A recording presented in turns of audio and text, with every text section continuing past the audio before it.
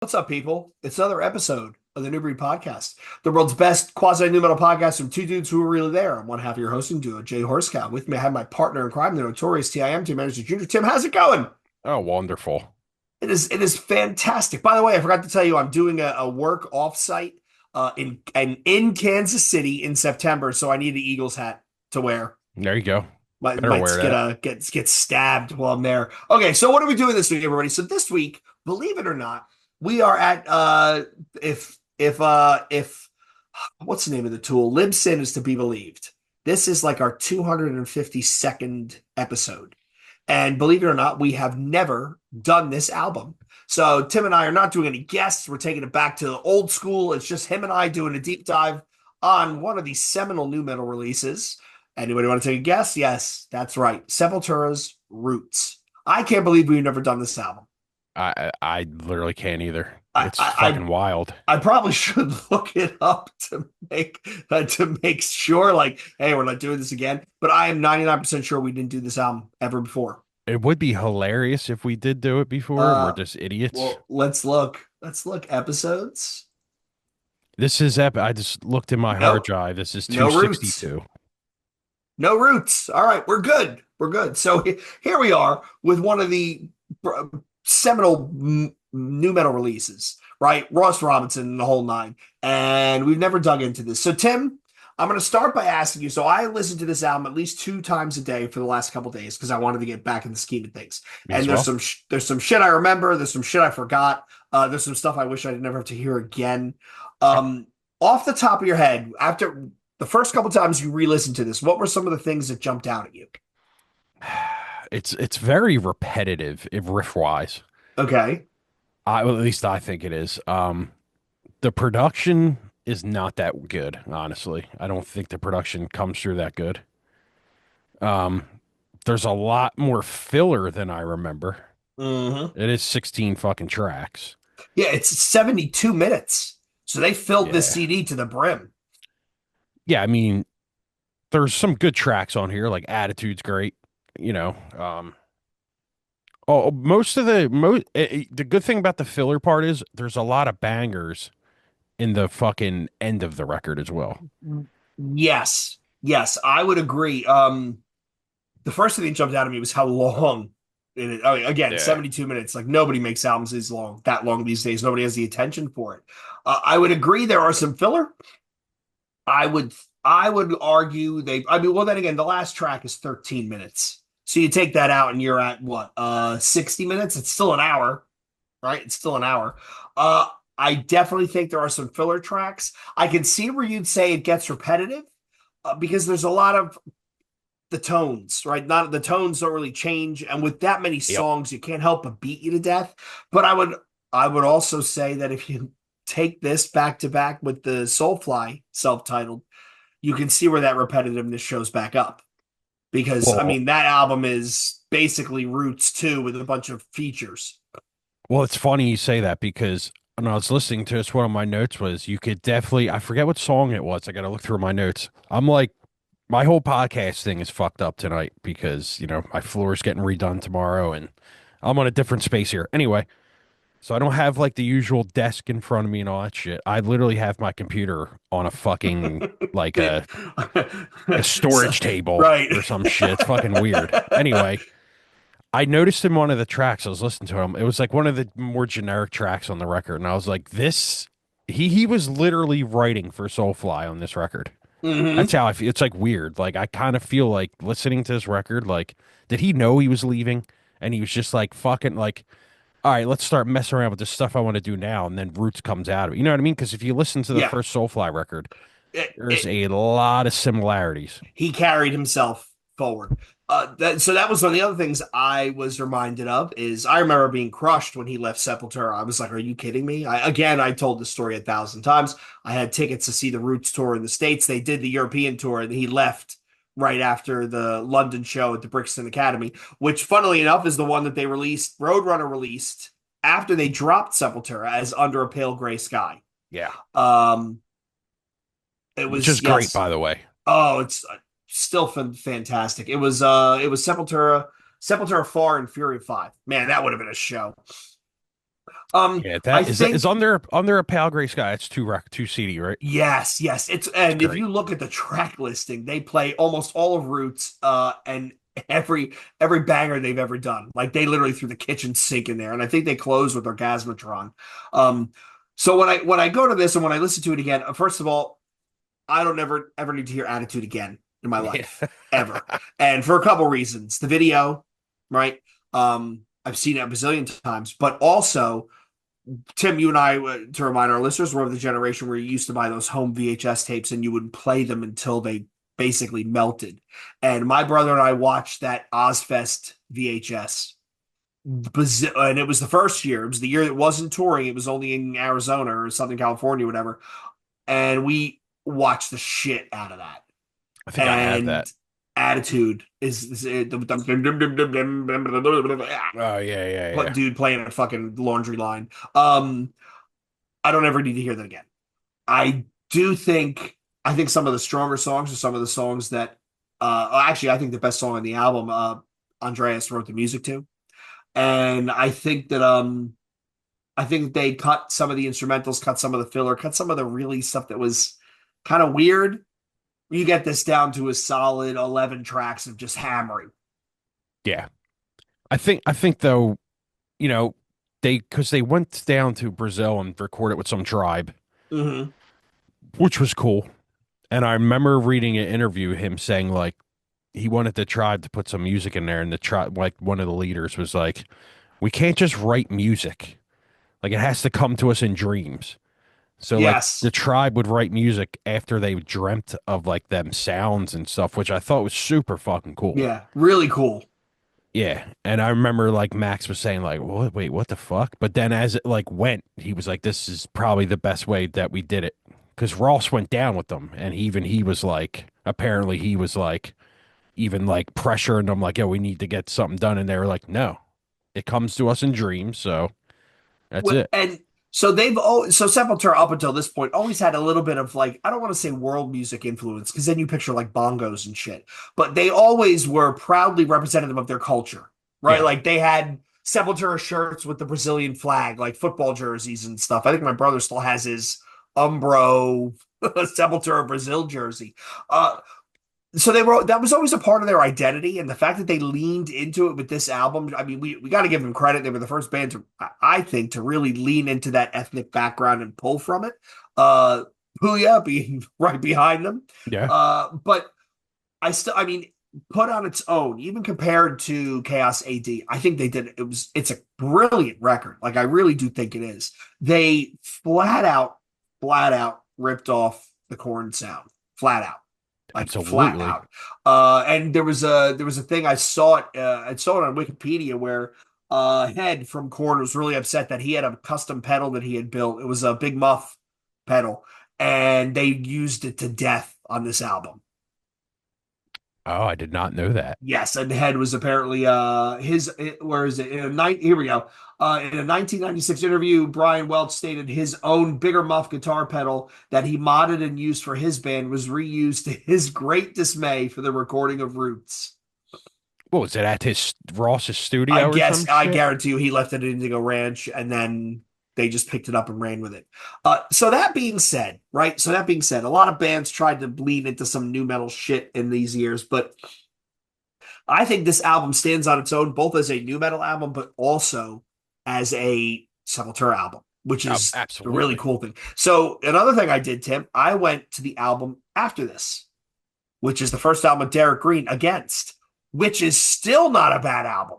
Nah, that's actually not bad at all. I agree 100% with that. I As went they back went, and they got awful, but yeah, kind of diminishing returns. But that Against was great. yeah, there's some really good tracks on that record actually. I remember going back to that like a long time ago and I was like, "You know what? I really like this record." But like it was hard for me because like it's one of them bands like Max is gone and you're like, "What the fuck? Who is this Yeah, guy?" I yeah. mean, that's like hard. Like what's another band who like got a different like Alice in Chains when they put out their new Uh, record with what's his name? Anthrax. Yeah. Anthrax. If I say that three times, Jimmy Ferrari is going to show up on this podcast and start yelling at me about how the John Bush albums don't count. But they were another band where so, it's real easy to say that the lyricist is the singer is just another instrument in the band. It's weird to say because it technically is true. However, they have an outsized impact on the sound and the shape of what a band sounds like. And I don't think Derek is bad, No, not but at all. and they do a unique taste of Sepultura, but it's not the Max and it's not Beneath the Remains. We Yeah, were just talking about it's last episode. We were talking about Shai Hulud. yep. I love it with Chad Gilbert. Like that first album is just abrasive. Gear, no offense, buddy, not my thing. Not my thing. Yeah, I mean and like you said, nothing against Derek at all. It was just so weird to hear a different singer, and it's called Sepultura. Mm-hmm. It's like like I love them Alice in Chains records now, but like at first, like I seen them live on that tour that they came around of their first tour, and I was like, this is weird. But the thing is, I'd never seen Alice in Chains with Lane, so I couldn't You really, know to compare it to. yeah, Yeah. I couldn't really talk shit. Not that I'm talking shit, because I think that dude's a great singer, actually. Yeah, I it's forget his just name though. uh the guy from I forget the Alice in Chains guy. Yeah. He's a good singer though. He sounds pretty similar, but you also have Jerry in the background doing it. It's like that's what I felt Right. like. Like if Jerry's gonna try and mimic him, just fucking sing. Why do you need another singer? Get a fucking rhythm guitar player and just sing. Right. Right. So you want to talk about disappointments. I'm gonna be honest with you. 19-year-old me, 18-year-old me, 18-year-old me was stoked of the idea of Jonathan Davis, Mike Patton, and DJ Lethal all being on this album, all being on the same song. Oh yeah. And when I went back and listened to it, it's What track is that again? Look Away. That's right. Now, it sounds really unique because you got Lethal scratching, and Mike Patton is a fucking madman, so everything he touches is usually pretty interesting. But you have Jonathan Davis buried on there, and it just, in hindsight, I get what they were trying to do. I'm going to go out on a limb and say it doesn't work. I don't mind the track. I actually like that part where they're like whispering the "you look away." I actually kind Yeah. of like that. I was listening to that earlier. I was cleaning up the yard. That's like my daily Wednesday thing, clean up the yard for trash day for the fucking dog. And that was actually the track on. I'm like, I kind of like this part. Not gonna It's lie. not bad, but I think I wanted something else. Maybe something more aggressive, something more unique. And to be truthful, you're talking about bangers buried on the album. It's bookended by Spit, which is very fast and very aggressive. And I think the best song on the album, Dusted. That So, is a great track. oh, it's when I go back and listen to that album, it's the first song I listen to is that because I just love the guitar riff and then the at the end where he hits the snare and they hold for a beat and then the whole band comes back in. That's shit that fucking younger bands need to learn, right? Yeah, yeah. Give it a second to breathe and then hit somebody in the face. But I mean, Roots, Bloody Roots, great song. Cutthroat, great song. Breed Apart, Straight Hate. Like this is them knocking through. And I did read somewhere. I did some digging across the internet for some reviews of the time, and they had a lot of material to work with. So much so that the band was quoted as being nervous. Is how are we going to get this down, tapered to an album? Which ties to the conversation we were having before we started.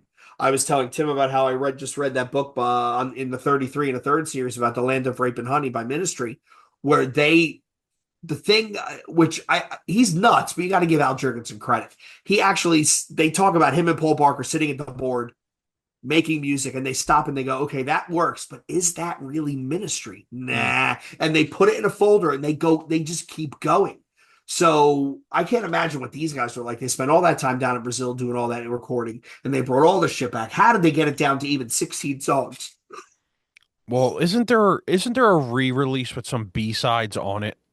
Wasn't it called The Roots of So Sepultura? they did the Roots of Sepultura. It was a double disc album. I've told that story, 1,000 times. Where I drove into the city in my buddy's car, which had no back seat in the snow, and I'm looking through the holes in the body where the seat would be bolted, watching the turnpike go by. But we drove into New York City to go to HMV because you needed a place with a healthy import Mm. section, and I paid in 1996. This was, I don't know, $70.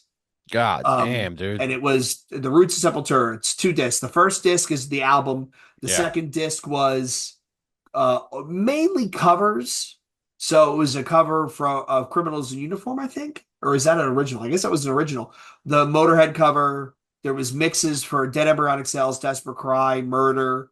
There was a mix for Under Siege, Necromancer. There was a Dead Kennedys cover. There was the Ratos de Porao cover, Mm. and then there was a bunch of live shit on the back. I could have swore there was B-sides on it. I could have sworn because they released a couple editions of Roots, Right, and right. I could have swore there's B-sides on Well, one of them. they did a 25th anniversary disc, which had a Celtic Frost cover. They had a That's what I song was with Mike. listening to today. Yeah. They had a song with Mike Patton, a Bob Marley cover, a remix of Look Away, a remix of Mine, the demo for Dusted and Roots, another demo, Attitude Live at Ozfest is probably that Ozfest CD, and then there was two remixes of Roots, Bloody Roots. So they got their mileage out of this thing. Oh my God, yeah. And I what was wonder that record sold a shitload of copies too. I'm looking now, charts. I have it written down here on my phone. Hold on. Oh, Why well, it don't hit we? Why don't? 27 on the Billboard. Well, I have about 12 facts here. You want me to go through them? Yeah, yeah. All right. Released 2/20/96 and then 3/12/96 in the USA on Roadrunner. So definitely in the new era. Hmm. 96 is prime new. Produced by Ross, mixed by Andy Wallace, which it surprises me because there's just like no, I don't know what it is, man. It's just like no punch to that record. Hmm. Even in my car stereo, which sounds really good, I got like a fucking what is that? What is that company called? Bang and Olufsen or some shit. B&O, yeah. It's like that. Like a lot of records sound like Fear Factory records sound amazing in there, but this record just doesn't sound that good. Recorded at Indigo Ranch, clocked in at 72 minutes, featuring 16 songs. Sixth record and last record to feature Max. He left during the tour to promote the record in '96, which is, I thought he left after that. Album was the one. This is the album that won. This is the album that they delved deeper into the Brazilian culture and sounds, which I don't remember on. Was it Chaos before that, right? I think they fucked around with a little bit on Chaos. I don't remember the songs, but this is where they went. They leaned into it. Oh yeah, really leaned into it. Some of this we already talked about. Features guest appearances from Korn on Biscuit, Faith No More. It sold 2 million copies and hit 27 on the Billboard 200. That's absolutely amazing, actually. Yeah, yeah, 2 million is what? Twice platinum? yep. Yeah. Which White Pony went 2 times platinum yesterday. Which is wild. I mean, the internet, the Yeah. internet has propelled the Deftones into. I mean, I The would love to get Chino on fucking and just ask him, like, dude, did you ever think, right? Like they went from doing their thing and being a band's band to now they're playing fucking sheds and arenas. we get Chino on, I'll be fucking cheesing the whole time. Jesus Christ. Here's one I wanted to ask you about. The concept of the album was inspired by the film At Play in the Fields of the Lord. Are you familiar? No, no. Okay. I'm actually surprised because you know all these like weird shit, and that's like definitely a weird thing right there. Yes, yes. And when you look at IMDb the it. yeah, when you look at the actors that are in it, right? Like Tom Berenger, John Lithgow, Aidan Quinn, Tom Waits, Daryl Hannah, Kathy Bates. Like Oh this is one wow. of these things I probably should download. I don't know if you noticed on my Plex server, I have a folder which is just it said Jay's Vintage, and it's all Nah, shit like this. It's all 80s and 90s and 60s and 70s stuff, like I don't think that's classics. shared with me. Oh, well, I'll make sure I share it with you. Yeah, wait a couple days till I get my server back up because Okay. all my shit's all fucking over the place. Hmm. Um, the we already talked about this. Band also released the Roots of Sepultura in November of '96. It was a collection of B-sides, demos, and alternate mixes. See, that's why another reason I thought that because that's what the internet says. Oh, but also they did an album in June of '97 called Blood Rooted, which That's is a lot of another the one. same stuff that's on the Roots of Sepultura. I'm looking at it now. Is It's there a red cover? yes, with the four Yeah, of them. I have Yes. that too. I have that as well. Maybe that's what I'm thinking about. I haven't checked it out in a while. I think so, yeah, because it looks like it's a lot of the same stuff along with a whole bunch of live tracks. All right. Last one. Records went gold in the States, or went gold in the States first, and then Australia, Austria, Canada, France, Poland, Netherlands, and the UK. So, I mean, this record fucking sold. It sold. Like it really, really sold. I sometimes um I wonder what would have happened if he had never quit. Like Mm. we didn't do that in the What If episode. What if Max never leaves Sepultura? Are you I will sure? I don't think we did. I gotta go back and listen to it. I will bet they continue along the same kind of path and it ends in some in some weird late Soulfly, late Sepultura munge. Well, I mean, I don't know if I can agree with that because I think the best thing for Max right was him doing Soulfly, getting all the generic shit out of his system because them two Cavalier records are bangers, Yeah, you know dude. what? You're not wrong. And the Killer Be Killed stuff he did was good. It's not Yeah, bad. Them Cavalier records are fucking sick, dude. I remember listening to them and I was like, this is what they should, should have done. Yeah. yeah, this is what they should have done. How long was fucking Igor in Sepultura after he left? Do you remember? He stuck around for another couple of albums, I think. So he I was on records with Green. yeah. Well, Against. He was on Against. He was on Nation. He was on Roarback. Oh wow. Igor left in is it '06? Oh wow. God damn. Igor left Sepultura after the release of Dante 21, which is in '06. Oh wow. So he was there through three more albums, Against, Nation, and Roarback. Damn. Roarback was terrible. Oh God, it's I remember bad. buying it and being like, this isn't good. Dude, like the fourth Soulfly record is unlistenable. I would It's go as far as say even the third one gets dicey. which one is that? Is that Downstroy. oh Yeah. God. Last of the Mohicans. Yes. Dude, it's brutal and It's not in a good so way. bad. Yeah. I think he needed to get that shit out of his like I think he took the new too far. He just took it too far.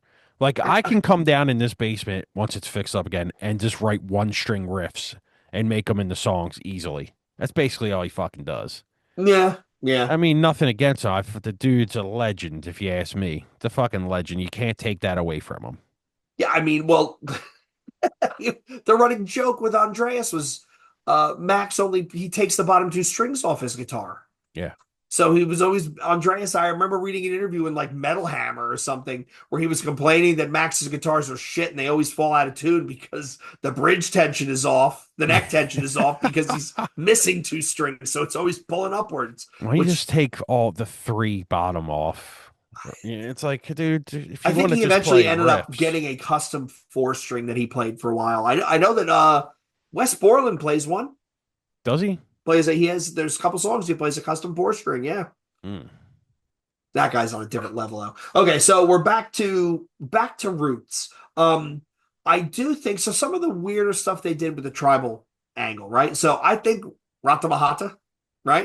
I fucking love that track. It's a good song. It's and the video is great, and it's a head bobber, right? You Yeah, can't yeah. help it. Just yep, you're just nodding along. I think that one really really worked. I think the song I think it's Jasko, which is the instrumental of Andreas playing the acoustic guitar. Yeah. Beautiful. Did not need to put that in the album. And that was Oh. track. So this is technically your interlude at track 11. What's the track that starts out with the it's like Born Stubborn. yeah, that's a fucking great track. Dude, there's if you for me, if you take out attitude, take out look away, and take out the soft ones, Jasko, and then it's sorry, the one with the chanting from the tribe. I think this is a mosh record because you're looking at 3 minutes, 2.5, four for Rana Mahana, four for Breed Apart. Straight Hate's 5 minutes. Holy shit. Spit's less than three. Dusted is four. Born Stubborn is four. Ambush is 4.5, and Dangerous Species is five, and then Dictator Shit is 1 minute and 30. Well, here's the thing though. Think of attitude like in this way. If you heard it for the first time, you would like it. Like if you Oh, heard attitude the it's first time today, you would yes. be like, yeah, it's a banger. I can't disagree with the statement that it's a great song because it is a great song. But I've heard it so many damn times I don't ever need to. hear it again. Yeah, it's got good riffs in it, Yes. but it's Uh definitely overplayed. It's like their I'm trying to compare it to a song where I'd never have to hear again in new metal. It's like fucking Shoots and Ladders. Like I don't never have to hear that song ever again. yes. Yes. Oh, what a good analogy. It's Shoots and Ladders. It's Clown. Last Resort by Papa Roach. It's Freak on a Leash. Oh yeah. All that shit I could never hear again and be like, ah, okay, Yeah, well, Freak on a Leash I could not give one fuck about. You know no. what song I love off that record is Got the Life. Got the Life is a secret disco banger Yeah. because that beat is a straight four on the floor disco beat, which is all. I mean, that's another. Did we ever deep dive that? I think we What did do Follow the Leader. did we? Yeah, I mean, It's On is good, and Got the Life and J- BBK, and Justin. there's some other stuff on there that's not bad. Yeah, Justin's a great track. Yes, we did do Follow the Leader with Gary from Memridge. That's right. But yeah, another album where it kind of got weird in the middle, right? Yeah, like the Ice Cube track is awful. Well, but I also think Tim getting weird in the middle is a sign of the times, right? Because that new metal stuff, those bands were doing some weird shit. They were doing some weird shit. Yeah, but there are some bangers on that record. I don't care what Yes, anyone says. yes. The one Uh, after that has a good songs too, but it just yep. gets weirder and weirder. So what else about Roots? So is there a logo more iconic, right? Not just the S, the Sepultura S, but the circle with the different. There's like the five little pieces that fit inside it. That was on the back of this t-shirt. It's on the cover. It's under the guy's eye. It's that little round thing. Remember, they had that on everything. Hmm. I don't That remember what it little, looks like. the little. I gotta find a picture now. It's the Let me look on my phone. Just look, you look up the cover of the album. It's under the guy on the cover's left eye. That I'm circle with the five pointed star in the middle. That Oh was yeah, yeah, yeah. everywhere in 96, 97, 98. That was everywhere. I'm so used to having my iPad in front of me to look up stuff that I'm just so out of sorts right now, dude. I have my iPad, it doesn't turn the screen off, and I could just fucking touch it and it does what I need it to do. But yeah, I know what you're talking about now. I mean, that was you couldn't escape it. You couldn't escape it. And now I'm looking, I just Googled it to see how many shirts are out there. All these vintage Roots t-shirts. You probably There's tons of them. that jersey your buddy has could probably get some cash for that. My brother has this old, it was dear, it wasn't Hot Topic, it was a different store. It wasn't even Journeys, but they would do Blue Grape would do some weird stuff. And they did it was a gray V-neck t-shirt with like a sock, like raglan black short sleeves, and there was a giant Roots patch sewn on the front of it. And then it had Sepultura across the back at the bottom. And that thing, I think that shirt, I saw it somewhere. I think it was like $150. My brother still got his. Damn. He has all of his old merch. He has our old God Lives Underwater t-shirts. He had a Limp Bizkit coach's jacket that I said, "Do you still have that?" He's like, "Nah, man, it disintegrated. It just over the years." It But yeah, it disintegrated. did. It did. So But he yeah, still wears some of that stuff? no, no, no. He's got it all. I mean, it still fits him. My brother's still skinny. But he's got it all like in boxes and stuff in his room. Like he's and my brother's a bit of a pack rat, not gonna Mm. lie. Um, so uh he has like all of his old promos, all the old giveaway tapes, cassettes. He has a whole bunch of like stickers and shit. Um, yeah, here we go, Tim. Can I share my screen? Let me see.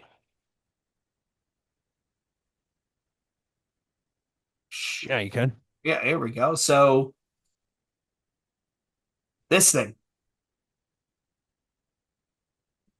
Tell me that first of all, tell me that's not a badass looking shirt right there.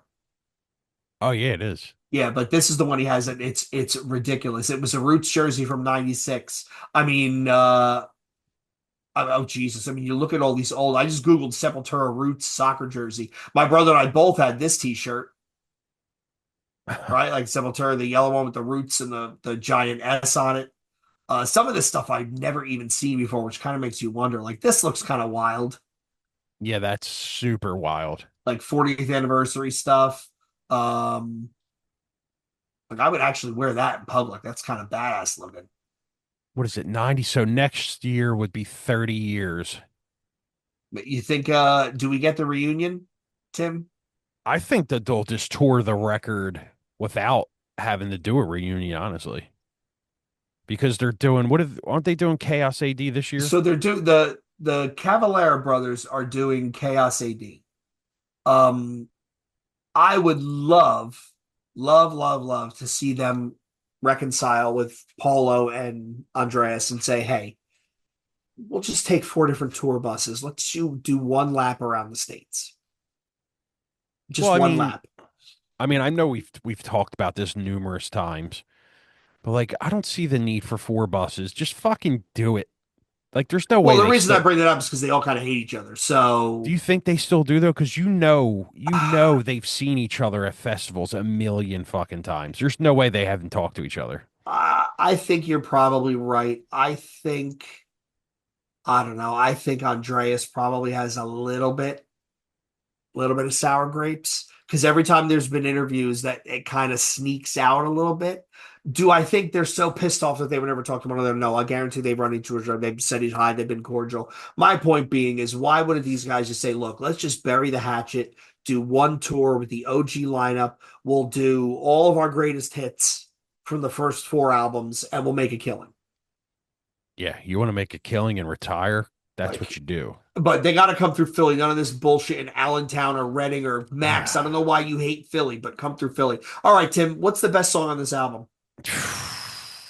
Dude, I've been having the hardest fucking time with this today.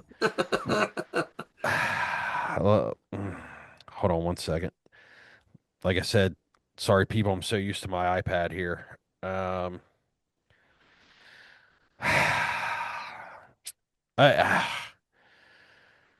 I think it's Cutthroat. It's just I love that fucking Okay. verse and that I love the verse in that song. That build up to that is just so good. And then it's got like that chorus riff, the like dun, dun, dun, dun, dun. No, Like no, no, no, yeah. obviously it could be from any band in that era, but I just love the way that it's put together. And then that bridge part is great. It's just a fucking great song, man. If I had to go second, dude, I love Rada Mahata. I fucking love that track. Just the simplicity of the I Hmm. don't know. It's super simple, but it fucking works. I agree. I agree. For Um, for I me, like a lot it's of the dusted. It's it dusted Dusted's and great. spit. But you're right. Like Ambush and Endangered Species. Like there's some stuff buried at deep on the B side that are still really good. Yeah, like when I was listening to the record earlier, like obviously I'm not paying too attention to what tracks they are because I'm just moving around. I went and bought my floor today. I'm carrying that in and out, and I'm just listening to the record. And I'm like, what track are we on? I look, I'm like, holy shit, this is like track 11. We're still Like, going. there's Yeah. still bangers on here. I'm like, it's weird because like if you listen to the first Soulfly record, I think that gives all of its energy in the beginning and it loses it at the end. Yeah. Yeah, but and I remember that's a long album too, isn't Yeah, it? that's like here, I'm gonna look that up actually. That's like fucking that might even be fucking 16 tracks in itself. Let's see here. We're podcasting on the fly here. We're winging it as we go here. Yeah, so let's see. God damn, there's a lot of fucking records. He has 2, 4, 6, 8, 10, 12 Soulfly records right now. My God, there are 15 tracks on the Soulfly album. Runtime is 68 minutes. And then the bonus track version has 20 tracks, comes in an hour and 20 minutes. I mean, because Eye for an Eye, fucking banger. No Hope, No Fear is an absolute banger. Mm-hmm. Bleed is great. Bumba's great. I'll tell you what, man, now that I think about it, this Soulfly record might be better than Roots. Not gonna lie.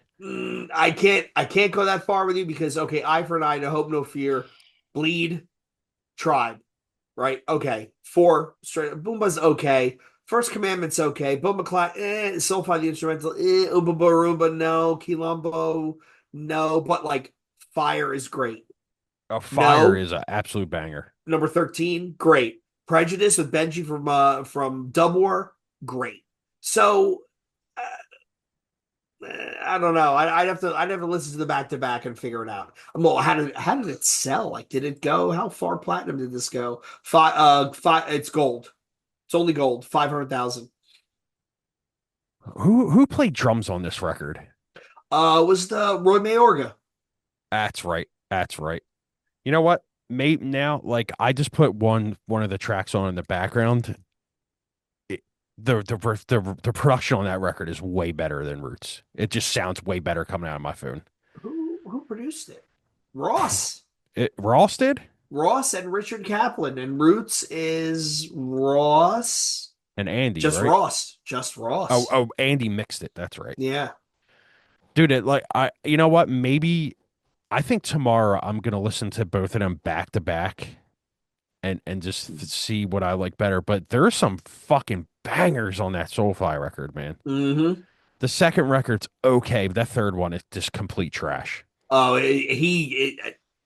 no offense, Max. Love to have you on the show. He drops off a cliff. Just Yeah. drops off a cliff. But also at that point, I mean, you're looking, this is the turn of the century. New metal is on its way. I mean, the late stuff is coming in, but it's on its way out.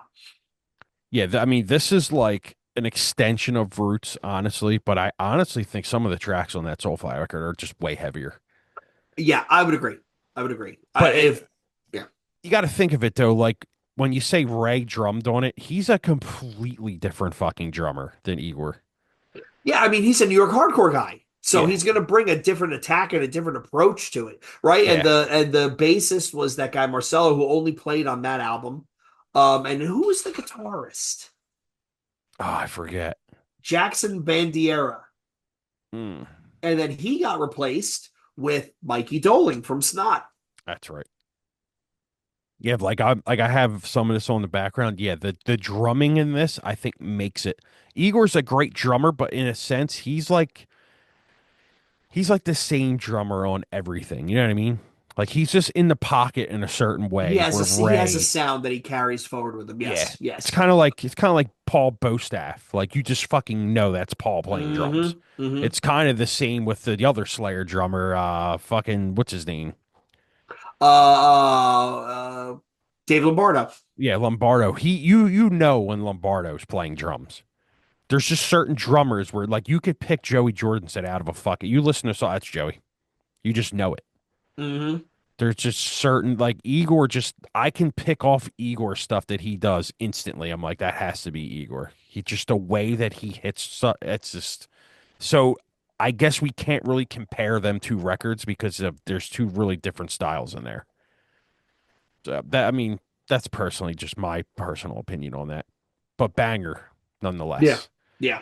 How many what tour did he leave throwing during the world tour of this? Was that what it was? Yes. So it was I think it was the last date of the European run, and it was the Brixton Academy in London. And the story is they wanted to get rid of Gloria, Yeah, who was their manager, because that's they right. thought that Gloria was favoring him.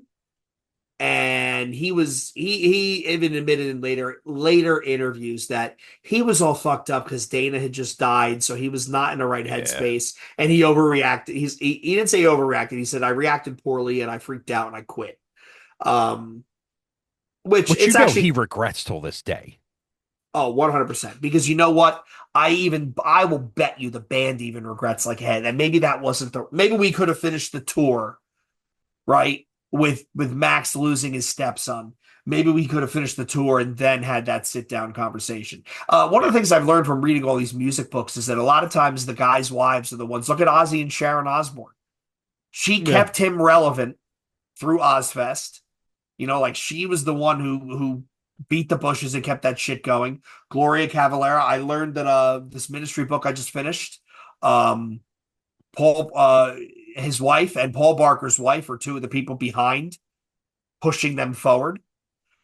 Paul Barker's wife told some story where he would come home from the studio working on Land of Rape and Honey, and they'd been up for 96 hours at that point, just doing coke and just losing their minds. And he would forget to eat. So he would come to her God. place and she would feed him and make him go to bed and sleep for like a day just to get his shit together.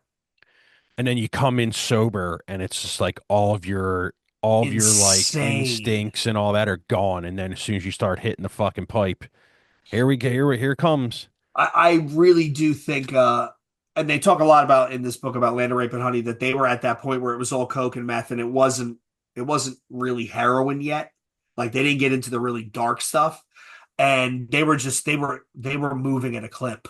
Like they were just record, record, record. And there was one anecdote in the book about how like they would bring people back to the studio and there'd be a full-on rager going. And Paul and Al will be sitting at the desk, and all of a sudden Al would stand up and turn and just yell, "Whoever, shut the fuck up!" And the whole party just stops. And he turns to Paul and he goes, "Play that back. Okay, bring that up, bring that down. Okay, we're good." And And they were then talking party about on. they were amazed at this dude with a whole party behind him, whacked out of his mind, still was zoned into the desk that he was hearing everything, and he was doing it like but back to roots, right? So this is flat out, this is a new metal record. I think it's a great Yeah. album. It's still really oh, I'm getting tired. It really, really holds up well. Um, I wonder. So speaking of regrets, I wonder if Ross Robinson ever looks back and regrets all the shit he talked on new metal because it's by far his biggest accomplishment. You think this is his biggest? Well, new metal as a whole, Oh, new metals. between I was about to this, say, there's no way Corn, that you think this is his biggest no, this accomplishment. Corn, Limp Biscuit, right? Like, I mean, was that a cat that fell? No, it wasn't a cat. Um, he talked shit. He was trying to kill off new metal after he created it. And that's my question. I wonder if he ever stops and goes, you know what? Now that it's not so hated publicly and everybody's not talking shit on it, and people have this almost begrudging for the older folks appreciation of it, I wonder if he sits back and goes, yeah, it's kind of fucking cool. I built a whole genre myself. Yeah, but I think I get like the I don't want to say that on here actually. I don't want people to cry. I mean, it's not offensive at all. I mean, whatever, I'll say. I kind of think like maybe his ego got too big from it. You know what I mean? Yes, Because yes, he's a, like, is it eccentric the word to say? He's like a, yes. He's eccentric. He's an odd dude. Yeah, yeah, he's like an eccentric dude. And like, don't get me wrong. In this music, you have to be an eccentric dude. Like, yeah. I forget who always says it, but there's an artist who's pretty big, which I don't even think he's in metal or rock. I think he's actually a rapper, and he always says, "Dude, every musician I know that's very famous or very talented is a weird motherfucker, like has problems." Yeah, but well, you're vibrating on a totally different frequency than everybody else. Yeah, And I think you're right. I think part of it was ego, but also I think maybe it was creeping self-doubt because Ross probably thought to himself, okay, I did this thing, but am I really that good? Am I a one-trick pony? well, Right? what's that called? It's When imposter syndrome. yeah, imposter syndrome. So maybe that's why he went to the Blood Brothers and that stuff, you know? is that kind of like if tomorrow we all of a sudden got 5 million listeners and fucking um sponsors out the ass, wouldn't you be like, wait a minute, what the fuck? You know what I mean? Yeah. Where Are are we we all really that sudden? good? Yeah, It yeah, would be one of those things where we in a month we wake up and we have all this notoriety and all this fame and we would stop and go, wait, did we really earn that? Like, yeah. We're aren't we just just hacks? two jerk offs in the Yeah, basement. two jerk offs. Yeah. That's a submass new breed podcast, two jerk offs in the basement. Yeah, two But yeah, fucking drunk idiots in their basement talking two, for two, 5 years two now. drunk jabronis and Yeah, outside of Philly. talking for 5 years too long. But I think you're right, though. I think that there was ego, there was insecurity, there was the Yeah, need to reinvent oneself. Like I get that. Um, drugs. well, I don't think he does drugs or drinks. Like he's really odd. He's like some super healthy dude Oh, who really? like kale smoothies and shit. Yeah. Ugh, that shit ain't even good for you. The best thing, what is it with kale? With kale, the best thing with kale is coconut oil because Mm. it makes it really easy to scrape that fucking shit right into the trash. Just right into the trash. Don't eat it. That's what coconut oil right off the skillet into the trash. Yo, Uh raw cow is disgusting, dude. I I, I see I will eat fried okra, but it's a very, very fine tips over from good to mushad. I Yeah. love spicy collards. Yeah. Love All right. spicy collards, but it destroys my insides. Like you don't want to be in the house with me after that because it's You got to it's run terrible. It's terrible. It's just yeah. from Back to roots to fucking vegetables. roots to roughage. Yeah, Yeah. we've hit the To gamut. greens. Yeah. We've hit the gamut. But I will say this is one of the albums I went back to. I listened to that I enjoyed way more than I thought I was going to the point where it was Yeah. like, huh, I remember that. Okay, put that on again. So I've never stopped listening to the record, but let's not put on an act here. It's not like I'm listening to it once a month, maybe right, once a year. fair. So every time I listen to it, it's a refresher for me. You know what I mean? Yeah, that's a good way to put it. A lot of the stuff that we've reviewed that sits in our catalog, back to ministry, right? I listen to Land of Rape and Hummy every once in a while. I'll listen to Mine is a Terrible Thing to Taste every once in a while, usually all three in sequence, that and then Psalm 69, and then I won't touch it for a while. Yeah. And but I will say that there's times where we go back and do deep dives into stuff where I'll go, "Ugh, I don't know if I'm in the right headspace to get into this album. This That I has happened to me many times, and I had this to I really force enjoyed. myself. This Yeah. I really enjoyed. I got three songs in and I was like, it made me think of college and shit. And I was like, this is good stuff. Yeah, it brings you back to that time, man. There's nothing So wrong with that at all. so let me ask you, Tim, let's take this one home. Out of a 10 out of 10, where do you put this one? 7. Really? Like you said, if I had to, I would take all this stuff out of there that I don't want to listen to. It's kind of like remember when you used to make CDs in the day and you're like, yeah, fuck that track. I don't need this Mm-hmm. skit. Get this out of here. Mm-hmm. And then the record, like if it's a hip hop record, it ends up being instead of 22 tracks, it's like 13 and you're like, yeah, that's perfect. It's kind of like on this, like I could take some of these tracks out, make it an 11-track record, all bangers. I'm good. I would go one higher. I'd make it an 8, and same reason. This made me think of Results May Vary, the Limp Bizkit album, where Yeah. we talked about we could cut that down to say maybe 9, if not 10, fantastic songs to make a hell of a record, but you get rid of the choppy filler that's in the middle. Cool thing about being an adult is you can just do whatever the fuck you want. Yep. We'll do our own our own track listing. All right, everybody. Thanks for tuning in, joining, listening, watching. Once again, there are some people who listen only. God bless you, audio only, folks. Find us, New Breed _ podcast, Twitter and Instagram, newbreedpodcast at gmail.com, 267-297-4627. If you want to leave us a voicemail, new episodes every Wednesday at 12 p.m. Eastern, new reaction vids every Friday at 12 p.m. Eastern. We will see you on the internets. Jay and Tim say cheers.